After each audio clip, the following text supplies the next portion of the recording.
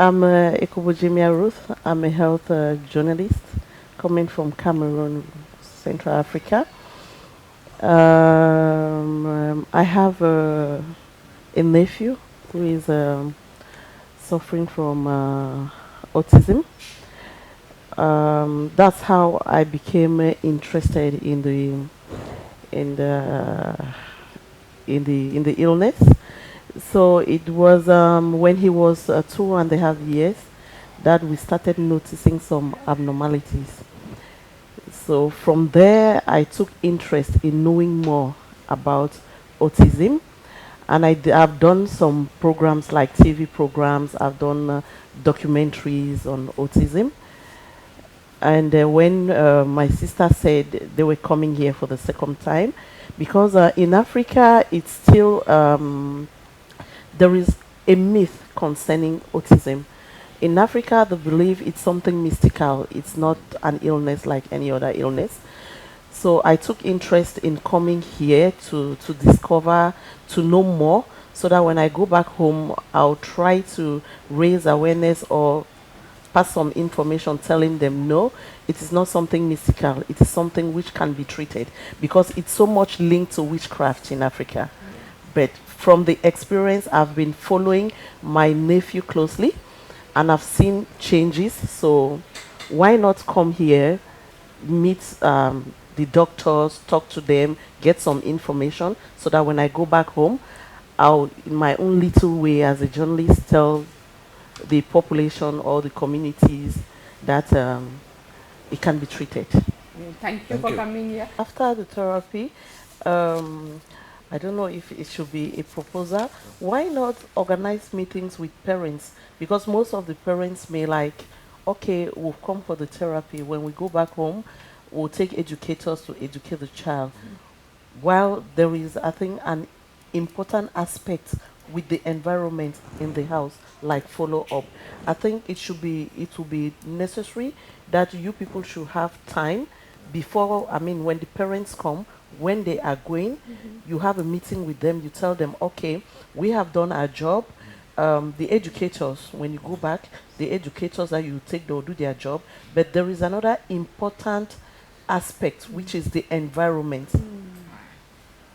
So we do have that. Dr. Himangi conducts our motivational workshop. Okay. You've attended the workshop?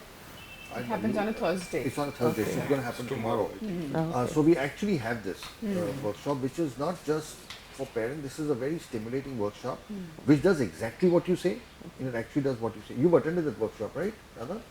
You've attended that workshop, the Thursday motivational. workshop. So she's attended that workshop. It's going to happen tomorrow. Okay. Now there, it is very interesting. It's everything you say and more. Okay. Okay. It also sets, goals and makes a roadmap for the future, so that you have clarity on what next. It's very, very important that we have a roadmap. We should know where we are going. So all that's going to happen tomorrow. Plus the therapist, each child has a case manager. The Okay. therapist, they sit with the parent and also make this home program and help them decide, give them a map what they need to do at home. Okay. So that is also part of the rehabilitation schedule that we have. And family Counseling. We have family counseling. We have all of that is part of a program. Yeah. So this week you're going to be here for 2 weeks, Yeah, right? So you yeah, will we're see here. all of that. Because we You will believe see. that the parents, because of so much focus on the child, they actually neglect themselves, in particular the mothers. So we actually we guide them as to how you have to look after yourself first as well. So all that's going to happen over the week. So we believe that autism doesn't just affect the child, it affects the whole family. And the whole family needs to work together. And we need to be at our best to be able to get the best results. The experience we had with William Etan is that when he was growing up, I mean, he was doing everything that a little child could do, like eat. He will start. I mean, when he hears a song, he will imitate, and he will imitate even all what they were doing around. Other children will do around. So from every explanation that I got here is that autism, the cause of autism might be the slow development of cells in the brain or the lack of some cells in the brain. Then how does it come that a child at a particular age will learn fast, then abruptly it stops. Yes. Yeah, so we have found there are two things. Yes, most of the parents find that between 18 months to 2.5 years there is a regression in the child clinically. That's what they observe, and they feel that child is gone back. So we have found in our studies on the brain scan that the first 2.5 years the brain seems to be all right, and then we see a decrease in the brain functioning. No, we believe that somewhere the lack of oxygen in the brain has affects the brain, but it is very subtle. It is very minimal. So the initial years, whatever the brain needs to respond to in terms of activities or the challenges from the external environment, it is enough. The brain functioning is enough. But as the challenges increase, the first 2 years it's all right, but if the child doesn't start speaking, the expectations are more, the child needs to respond more, then the functioning what is required is not up to the mark, and that's why you see the regression. So there are different reasons. Now again, as autism is very complex, and we don't know really, but we do see that the brain functioning seems to be suboptimal. So somewhere the foundation that you build, so if you build a 10, 12, 15 story building, the foundation has to be strong. But in case of children with autism, the foundation itself is weak. So till you build 1 or 2 stores, it's fine. But you start building up higher, the whole foundation it breaks.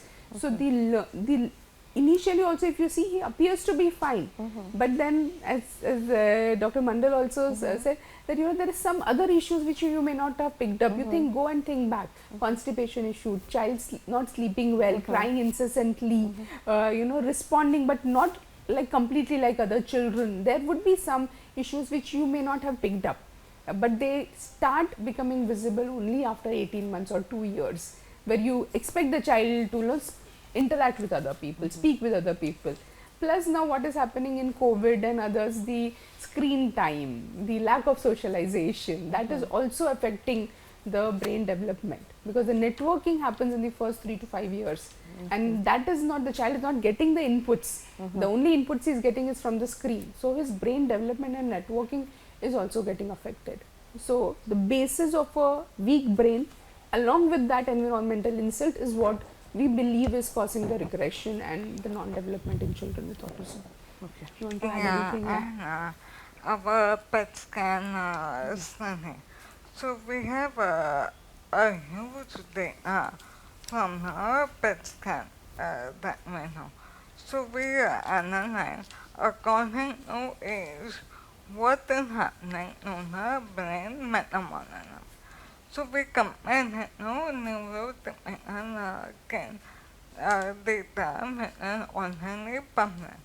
So in that, what we found that in a neurotypical child, as the age goes higher, the brain metabolism increases. Obviously, as the brain develops, the metabolism will go up. But on the contrary, the autism children, as the age goes higher, the brain metabolism starts going down. It decreases. So exactly opposite. So I think that also shows us why there is a regret. Really interested Thank in you. knowing William Ethan's progress because he's come after 4 years. Yeah. Yes, you have seen him through the 4 years after the treatment. Yes, yes, yes, yes, yes, yes. He has really improved.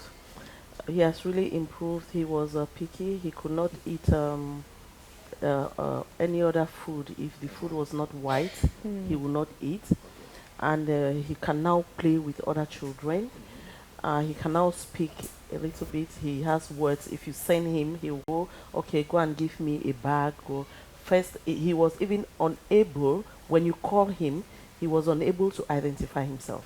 You will call him William or Ethan, he will not even look you the face. Again, William today, he can wash plates. We train him to do house chores. He wash plates, he cleans, and also he goes to school. He goes to a normal school, though he cannot sit on the spot for a long time, but he can't for a short period. First, he could not do it. So he does sports, he counts, he does mathematics, and he plays even with the junior sister. At first, he would not do that. Even if you called him, he won't do that. And he sleeps for a long period. Before, William can sleep at 9 o'clock and midnight, from midnight to 5 a.m., he's awake. He's awake. He will be awake either singing or moving around. And he even had problems with sitting where there is light at night. He will put off the light and stay in the dark. But today it is different. Oh, Yeah. fantastic. Yeah. So I feel that sleeping is so important for the brain healing. If Yeah. the children start sleeping well, eating well, and pooping well, Yeah, yeah, I yeah. think a lot of He's their clean, he's problems clean. actually Because he was resolve. very, I mean, he had problems with constipations. Yeah. He could, he could stay for a week without, Oh, I see. yeah. So we usually do this local enema, and but for now, almost every day when he gets up in the morning, the first thing he runs to the toilet. Oh, Wow. wow, I think that's a big relief. that's a big improvement. Okay. I would like to thank the Neurogen Brain and Spine Institute and their staff. It is my first time coming here. I'm accompanying my nephew, and I think the staff is welcoming. I would like to call on I, as a health journalist, I would like to call on other journalists to be interested in this health issue, which is a threat now worldwide. They should communicate more, and they should raise awareness. I think going back home with the what I've seen and what I've learned, I'll make sure that I spread the message to the community. Mostly as our African community, the autism is still a myth.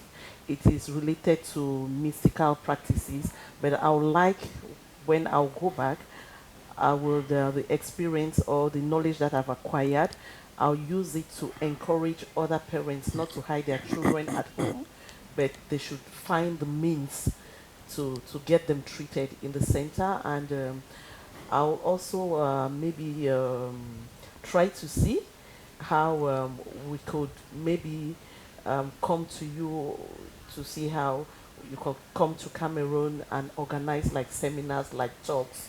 Or maybe I'll try and see how I can group associations who are sensitizing parents on autism, that's bringing them together, and keep in touch with you people, so that why not you come to Cameroon and educate them. Thank you. Thank you so much.